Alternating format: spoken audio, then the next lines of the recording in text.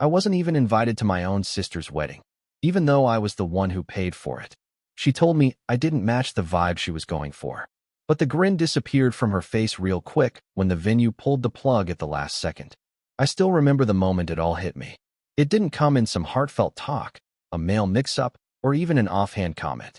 No, I found out the way folks find out about get-togethers they were never meant to hear about. I was scrolling through social media when I saw it. A picture of a fancy invitation, gold letters pressed in a thick paper, laid out on white satin like it was something sacred. The caption underneath read, "The countdown begins." She wrote something like, "Can't wait to celebrate with all my loved ones on the most important day of my life." All her loved ones, except me. At first, I thought maybe it was a mistake. Maybe my invite got lost in the mail. Maybe she meant to tell me in person and just hadn't gotten to it yet. After all, I'd been running myself ragged for 5 months trying to help her have the kind of wedding people dream about. I paid the deposit for the venue when she and her fiancé came up short. When our parents dragged their feet on the food, I stepped up and covered the catering down payment. I even gave her cash for the dress. Funny enough, I still hadn't seen it. As I kept scrolling through the comments on her post, my stomach started to twist into knots.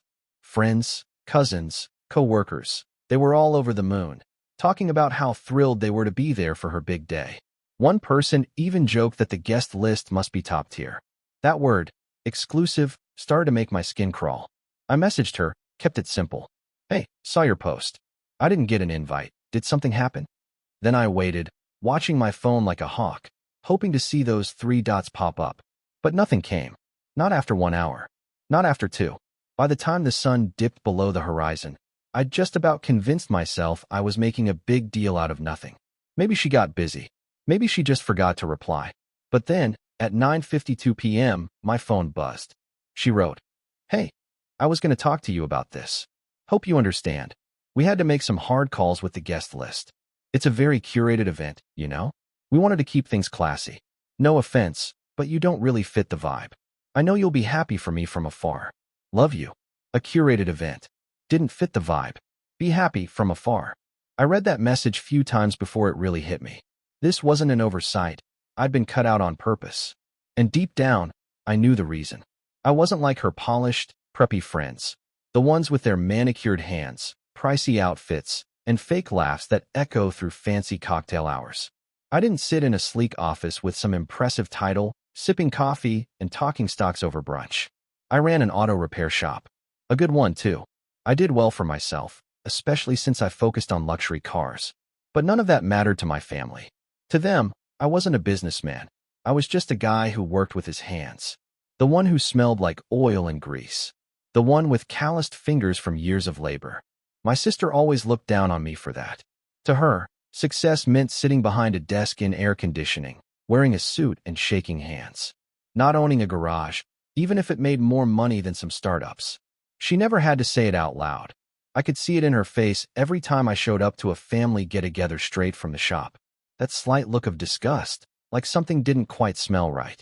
The way she'd brush me off to her friends with a quick, "Oh, he just runs some car place." Like I was something to be tolerated. And now, after everything I'd done for her, she decided I didn't belong at her picture-perfect wedding.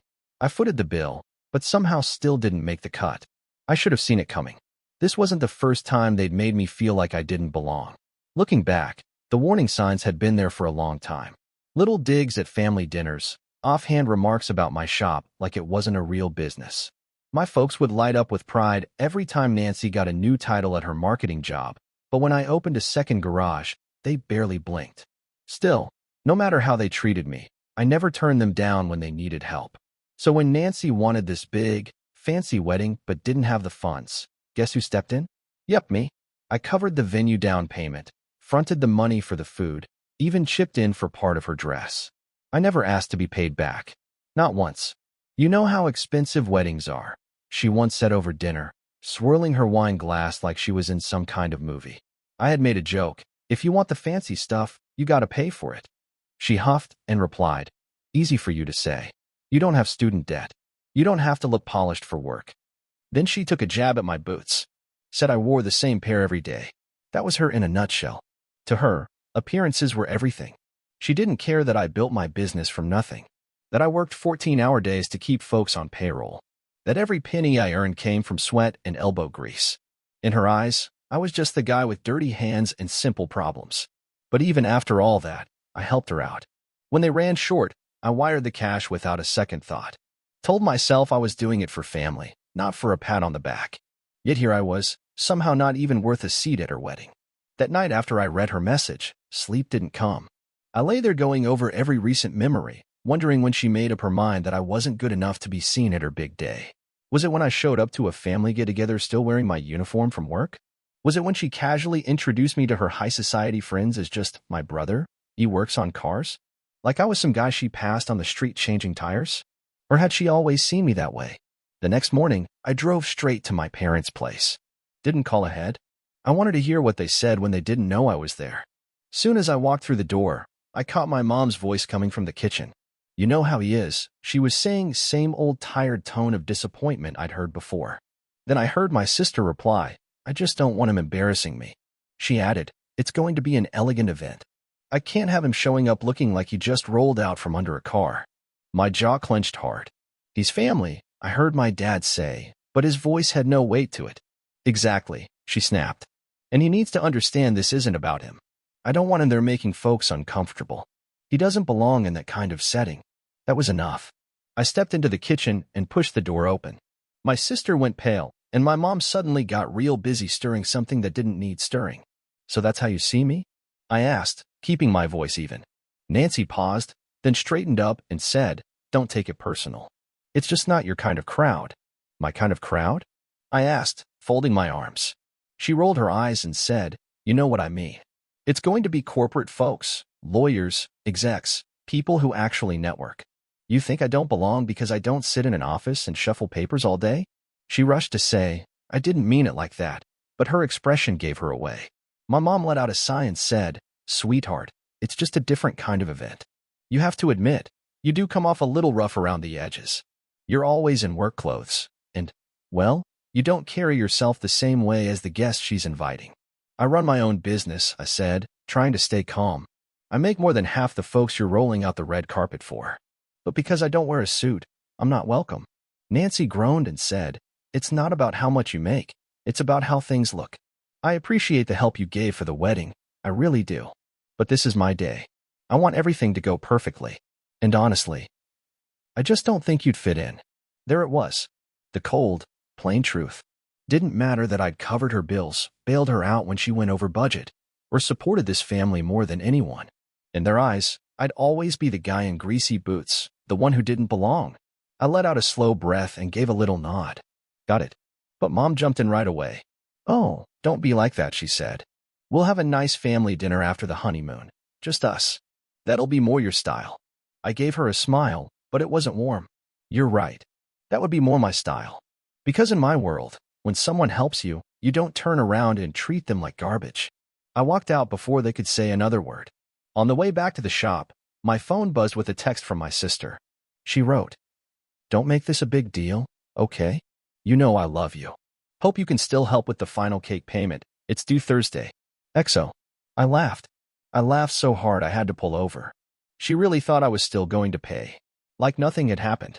She figured I'd swallow my pride again. Like I always did. But not this time. I was done. By the time I pulled into the shop, I'd already made up my mind. For years, I was the one they leaned on. The guy they called when they needed help. I always said yes. No matter how much it cost me. I told myself that's what family was for. But this wasn't help. This was being used. Nancy took my money with a smile and turned around and acted like I didn't belong in her world. Then she had the nerve to text me like it was business as usual. That was it. I texted her back. Sorry. Wouldn't want to embarrass you by being associated with your wedding. I'm sure you'll figure it out. Good luck. No emojis. No sugarcoating. 5 minutes later, my phone rang. It was her. I let it go to voicemail. Then she called again. Then Mom. Then Dad. By the time I closed up that night, I had 14 missed calls. Next morning, I woke up to a stack of texts. From her. What do you mean you're not paying? The cake is already ordered. Then, you can't just back out. We're counting on you. From Mom. Sweetheart, don't be spiteful. It's just a misunderstanding. Let's talk. And from Dad. We raised you better than this. I stared at the screen and just shook my head. Not a single one of them said sorry. Not one, we messed up. Not one, we hurt you. Just expectations. Just the same old belief that I'd be the reliable one, no matter how they treated me. So I called her. She picked up immediately. Oh my God, finally. I don't know what's gotten into you, but you're acting crazy. You already agreed to pay. I changed my mind. I cut in. She went quiet. Then what? I said I changed my mind. I let it hang in the air. I'm not paying another dime. You'll have to figure it out yourself. You serious right now? She snapped. You're really going to betray me like this? I laughed. Me betray you? You mean like how you decided I wasn't good enough to show up at your wedding? Or how you and Mom were talking about me like I was some kind of embarrassment behind my back? That kind of betrayal. She huffed. Oh my God. That was about appearances. I didn't mean anything by it. But this is money. This is real responsibility. Not my problem, I said. You didn't want me there? Fine. But you don't get to take my money and act like I don't exist. You made it clear I don't belong. So I'm acting like it. Don't be so dramatic, she said, her voice sharp. You're just mad you didn't get an invite. Grow up. I let out a sharp breath through my nose, trying to keep calm. You know what's funny? I said. You think I'm mad about the invitation. But that's not it. It's the fact that you used me, treated me like an ATM, then still managed to look down on me while cashing every check. That's what pisses me off. Oh, please, she scoffed. You have plenty of money. You wouldn't even miss it. And there it was. Not even entitlement anymore. Just plain, unashamed greed. You're right, I said, my voice turning cold. I do have plenty of money. And not a dime of it is going to you ever again. Wait, she started, but I hung up. That was it. I was done. I didn't hear from her for the rest of the week. But my parents? They wouldn't let it go. By Friday, the guilt tripping was coming in from every direction. Your sister is under so much stress, Mom whined. Can't you just do this one thing? It's already planned, Dad added. What's a couple thousand to you? Family helps family, Mom kept repeating, like it was some kind of magic phrase. But I'd heard enough. Family helps family? I finally said. Funny, I don't remember any of you helping me when I was starting my business. Or when I was pulling 14-hour days just to keep the lights on. Or when I paid for half her wedding and still got treated like trash. Silence. You guys can figure this out, I finished. I'm out. Then I hung up and blocked their numbers. Let them squirm. I wasn't expecting silence. Not from my sister. Not from my parents. Not from anyone in that family who had spent years treating me like their personal ATM. I figured I'd get calls. Maybe some pleading. Maybe even a few "you'll regret this" or "you're being selfish" kind of messages. But for few whole days, nothing. And that's when I realized they weren't giving me the silent treatment out of anger. They were panicking, trying to figure out how to cover the money they thought they had in the bag, trying to undo the mess they made by assuming I'd always show up, no matter how they treated me. Then, on the fourth day, my mother showed up at my shop.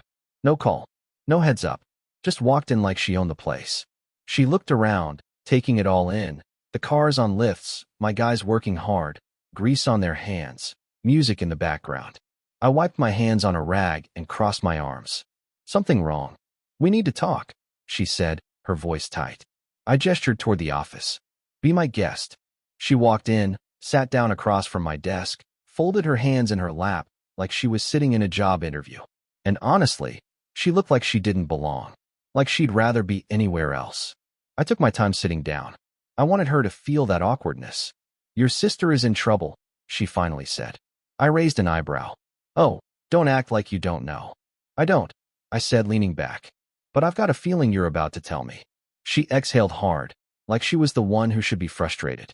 The bakery won't release the cake without the rest of the payment. The venue's threatening to cancel the reception if the balance isn't settled. And the florist hasn't been paid either. I stayed quiet. The wedding is in 3 weeks, she said, pressing on. She doesn't have the money. She can't cover it all. That's unfortunate, I said. She blinked at me like I'd just spoken a foreign language. Like she couldn't believe I wasn't jumping up to fix everything. You have the money, she said slowly, like she was talking to a child. You could help her. You wouldn't even feel it. I gave her a slow smile. And yet, here we are. Her nostrils flared. Stop being petty. You agreed to pay, and she planned everything based on that agreement. You can't just pull out at the last second. I tilted my head. You mean like how she planned the guest list without me? Yeah. Funny how that works. This isn't the same thing, she snapped. Sure it is, I said. She made a choice. I made mine. She wanted a wedding without me in it? Great. After my mom stormed out of my shop, I just stood there for a moment, arms still crossed, feeling strangely calm. For the first time in a long while, I didn't feel like I owed them anything. I didn't feel like I had to rush in and fix the mess. That weight I'd been carrying for years, the pressure to keep everything together, to be the reliable one, the generous one, the one they could guilt and shame into doing whatever they wanted, it was just gone. She tried every card in the book. Guilt, obligation, pride, fear. She talked about how Nancy would be humiliated if the wedding had to be downgraded, about how people would talk, about how it would reflect badly on the family. That was the real concern, in the end, how it would look. Not how I felt, not how they treated me, but how it would look to their neighbors, their friends, people at church. And I realized that was always the game. Appearances. Control. They wanted to keep everything looking good on the outside, while using me as the duct tape holding it all together in the background. But I wasn't playing that role anymore. I didn't hear from them the next day, or the one after that. But I wasn't foolish enough to think it was over. The cracks started showing fast.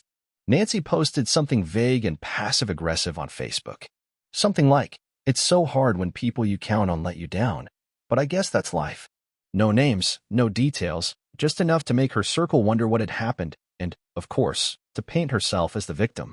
I saw it, scrolled right past it, didn't even bother to respond. Then one of my cousins called.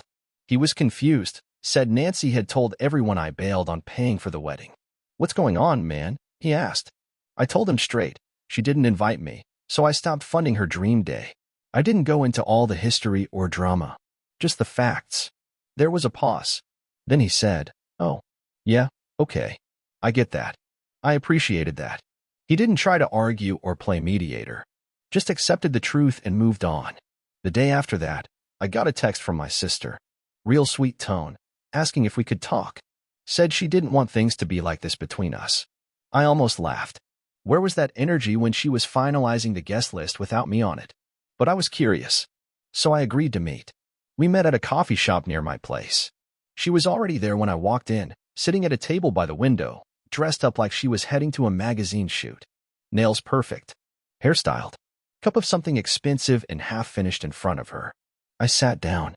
She gave me a little smile, the kind you give a store clerk when you're about to ask for a refund without a receipt.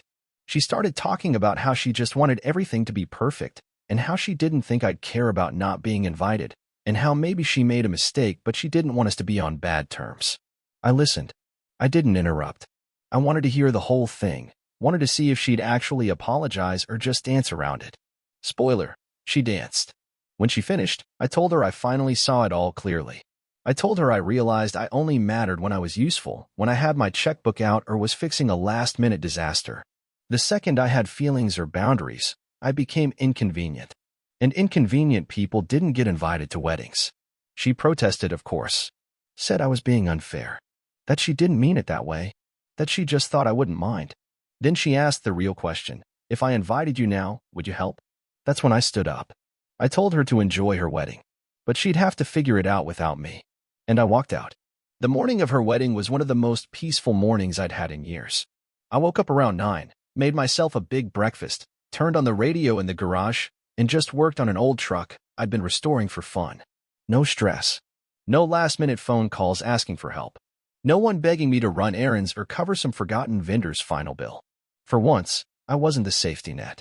I wasn't the backup plan. And for once, I didn't care. But apparently, they still did. At 11:05 a.m., my phone rang. It was Mom. I didn't answer. A few minutes later, Dad tried. I ignored that too. At 12:10, I got a text from my cousin. "Bro, you're not gonna believe this. The venue just kicked them out." I stared at the message for a second, like I had to make sure I was reading it right. Then I laughed. Loud. The kind of laugh that comes from deep in your chest when you see a train wreck you warned folks about, and they ignored you. They didn't pay the final balance. Maybe they thought they could talk their way out of it. Maybe they thought I'd cave at the last second and show up with my wallet in hand. Maybe they thought someone, anyone, would save the day like I always had.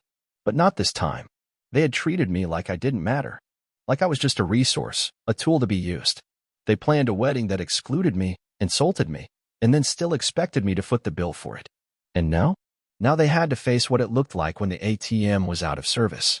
I went back to work on that truck, humming along to the radio, greasy hands and all, while somewhere across town Nancy was trying to figure out what to do with no venue, no backup plan, and no golden goose to save her. And for the first time in a long time, I didn't feel 1 ounce of guilt. I had given them every chance to fix their mess. I'd made it clear what was going to happen if they didn't come through on their own.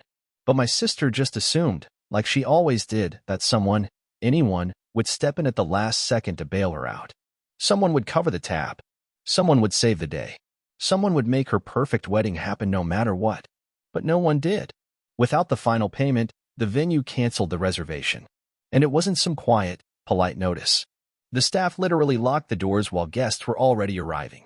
Imagine the scene. People standing outside in their suits and cocktail dresses, confused and whispering among themselves, while the wedding planner scrambled to explain the chaos. Meanwhile, my sister was a mess. Hysterical, inconsolable, the vision of her dream wedding, her fancy 6-tier cake, the high-end floral arrangements, the whole high-profile affair she'd bragged about for months, evaporated into thin air. At 1:20 p.m., she finally called me. I answered. My voice was flat, almost numb. She started screaming, demanding if I was happy now, accusing me of ruining everything. I sat back in my chair, listening more than talking, feeling a strange mix of amusement and exhaustion. She screamed about how the wedding was ruined because I hadn't helped, how I had promised to step in and cover the costs, how I had let her down. I let her rage wash over me. Then I told her no, I hadn't promised anything. She had assumed I would step in, like always, but this time she was wrong. After a long silence, she accused me of letting her fail. I told her bluntly, no, she failed all on her own. For the first time, her voice broke. She whispered, almost defeated, that she didn't understand why I couldn't just help after everything they'd been through, after everything she'd done for me. I snapped. Everything I've done? You mean using me for years? Taking my money without a second thought? Treating me like garbage the second I wasn't useful? She muttered something unintelligible, and I told her coldly that she never meant it any other way. That was the problem. Silence stretched between us for what felt like forever. Then her voice wavered as she asked if this was really it, if I was really just going to walk away. I told her I already had. She just hadn't noticed until now. Then I hung up. The wedding was moved to a relative's backyard at the last second. There were no extravagant decorations, no 5-star catering, no luxurious cake. Just a last-minute setup with whatever they could throw together. I heard later that Nancy spent the entire night trying to hold back tears, too humiliated to even enjoy her own wedding. I didn't reach out to check on her. I didn't apologize. I didn't offer to help or try to fix things. For once, I let them figure it out on their own. And for the first time in my life, I felt free. Fast forward a year. It took months before my parents finally accepted that I wasn't going to change my mind.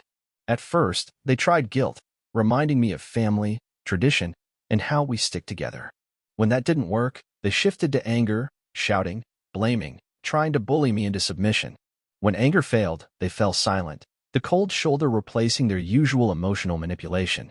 Now they treat me carefully, like they finally understand that if they push too hard, I won't hesitate to walk away permanently. As for my sister, she never apologized. Not once. But she also never asked me for money again. And honestly, I consider that a win. Me? I'm still running my business, still doing just fine. Only now, every dollar I earn is mine. I don't owe anyone else. And for once, that feels incredible.